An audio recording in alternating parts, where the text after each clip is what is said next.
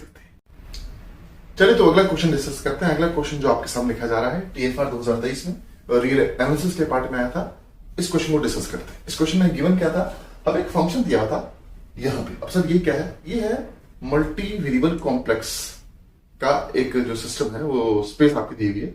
आप जब पढ़ते हैं ना, जब कॉम्प्लेक्स एनालिसिस पढ़ते हैं, उसमें आपका जो वेरिएबल होता है, एक वेरिएबल का कॉम्प्लेक्स वेरिएबल होता है। यहाँ पे जो मल्टी वेरिएबल जो है वो मल्टी कॉम्प्लेक्स वेरिएबल्स आ चुके हैं, ठीक है। मतलब स्मॉल एफ जो है वो आपको यहां दिया हुआ है। और अब ये जो नोटेशन है, ये एक्चुअली में नोटेशन है आपके पास आपके पॉलिनोमियल्स की। मतलब जो स्मॉल एफ दिया हुआ है पॉलिनोमियल दिया हुआ है, लेकिन मल्टी कॉम्प्लेक्स वेरिएबल्स में, ध्यान रखिएगा, multi complex variables. And n जो है हमें 1 या 1 से बढ़ा दिया हुआ है, एफ नॉन जीरो दिया हुआ है, मतलब एफ एक नॉन जीरो पॉलिनोमियल दिया हुआ है, ठीक है। फिर हमें क्या कहता है, हमें सेट एक्स डिफाइन किया गया z in Cn such that F Z is zero. मतलब कैपिटल एक्स जो हमें सेट दिया हुआ है वो इस गिवन पॉलिनोमियल के जीरोस की कलेक्शन है। फिर हमसे पूछा गया है कि आप पाथ कनेक्टेडनेस डिस्कस कीजिए इस सेट की, मतलब Cn में से इस एक्स को निकाल दीजिए, मतलब एक्स का जो कॉम्प्लीमेंट निकल के आएगा इसकी पाथ कनेक्टेडनेस डिस्कस कीजिए। देखिए ये जो क्वेश्चन आपके पास है वो दो केसेस से सॉल्व होगा। पहली बार आप n को 1 डालिए, बहुत आसानी से सॉल्व हो जाएगा। फिर n को 2 या 2 से बढ़ा लीजिए, फिर थोड़ा सा आपके दिमाग में आना पड़ेगा। अगर n 1 है तो क्वेश्चन बहुत आसान है, क्योंकि अगर n 1 हो जाएगा तो ये सवाल से हो जाएगा ना, C1 में से आप x निकाल दीजिए। यही C1 मतलब C कॉम्प्लेक्स प्लेन में अगर आप जाए, मतलब वहां पे एक ही आपके पास जो है कॉम्प्लेक्स वेरिएबल आएगा। तो अगर मेरे पास z square plus z plus 1, z cube plus z square plus z plus 1, मेरे पास कोई भी पॉलिनोमियल आ जाए सिंगल वेरिएबल में, सिंगल कॉम्प्लेक्स वेरिएबल में, तो हमें पता है जितनी उसकी डिग्री होगी एग्जैक्टली उतने ही उसके रूट्स आ जाएंगे आपके कॉम्प्लेक्स पे। सही बात है, ठीक है। लेकिन आएंगे फाइनाइट, क्योंकि पॉलिनोमियल की डिग्री फाइनाइट होती है। तो अगर मैं एक फाइनाइट सेट को हटा दूं सी में से, मान लिया अगर उसमें 10 पॉइंट्स, अगर मैं 10 पॉइंट हटा भी नहीं, तो जो बाकी स्पेस बचेगी वो ऑफकोर्स अपने आप में एक पाथ कनेक्टेड स्पेस निकल के आएगी, क्योंकि हमें पता है complement of a countable set in C is actually path connected, ठीक है। इवन यहां पे अगर हमारे पास कैपिटल एक्स से काउंटेबली इनफिनिट सेट भी हो जाता ना, फिर भी ये जो कलेक्शन है सी माइनस एक्स आपके पक्का पाथ कनेक्टेड आ जाती, ठीक है। ये तो क्वेश्चन ही करें, ठीक है। मोस्टली इस क्वेश्चन को बच्चों ने यही सोच के सॉल्व किया, शायद n को 1 डाल के हो गया तो n इक्वल टू 2 पे भी अपने आप हो ही जाएगा।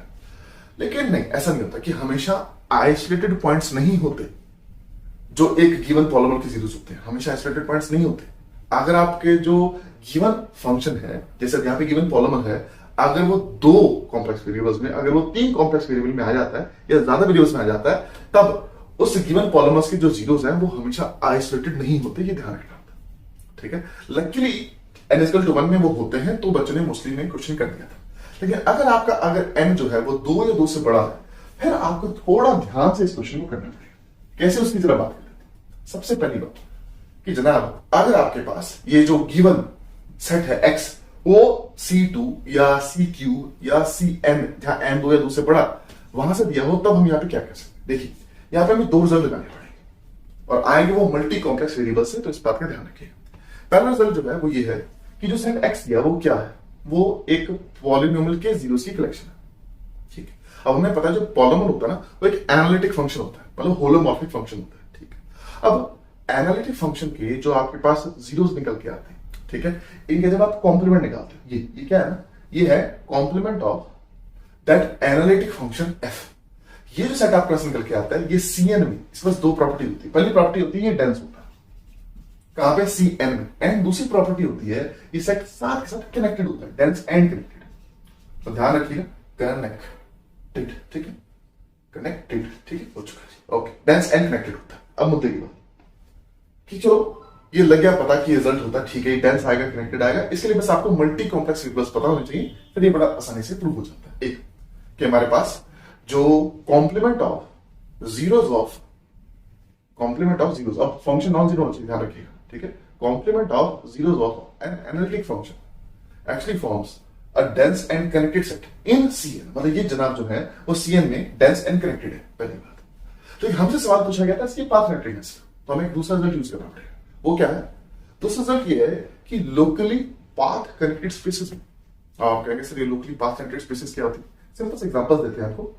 R या C के ऊपर आप जितने भी R स्क्वायर या C स्क्वायर या सी क्यूब ओवर सी या सी फोर ओवर सी या आर स्क्वायर ओवर आर की जितने भी आप टोपोलॉजिकल वेक्टर स्पेसेस पढ़ते हैं ना, ये सभी के सभी लोकली पाथ कनेक्टेड होते हैं। जैसे हमें पता है जो सी एन ओवर सी है वो पक्का लोकली पाथ कनेक्टेड आएगा, ठीक है। वहां एक रिजल्ट होल्ड करता है, वो क्या है, इन अ लोकली पाथ कनेक्टेड स्पेस अगर आपके पास जो गिवन सेट है वो ओपन एंड कनेक्टेड है तो वो उस लोकली पाथ कनेक्टेड स्पेस में 100% पाथ कनेक्टेड आएगा।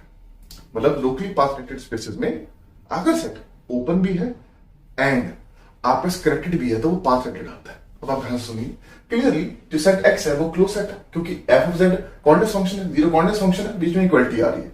ये जो सेट आएगा पक्का आपस क्लोज आएगा और क्लोज सेट का जो कॉम्प्लीमेंट होता है वो हमेशा ओपन होता है। एक बात। दूसरी बात, हमें अभी पता लगा कि ये कनेक्टेड भी है और सी एन एक लोकली पाथ कनेक्टेड स्पेस है, तो लोकली पाथ कनेक्टेड स्पेस में ये सेट ओपन भी है, कनेक्टेड भी है, हेंस एंड अब आपके पास कुछ भी हो जाए 2 3 4 चौमूल हो जाए क्योंकि ये लोकली पाथ कनेक्टेड स्पेस में ये जो सेट है ओपन है एंड कनेक्टेड है, हेंस ये आपके पास पाथ कनेक्टेड हमेशा निकल के आएगा। यहां से इसकी जो डिस्कशन है वो कंप्लीट होती है। प्लीज ध्यान रखिएगा, एन अगर 2 से बड़ा है उसके लिए आपको मल्टी कॉम्प्लेक्स फिल्टर्स पता होने चाहिए, फिर ये काफी आसान हो जाएगा, अदरवाइज ये थोड़ा सा आसान है, ठीक है। वी पॉजिटिवली होप कि ये क्वेश्चन आपको बहुत ही अच्छे से समझाया होगा।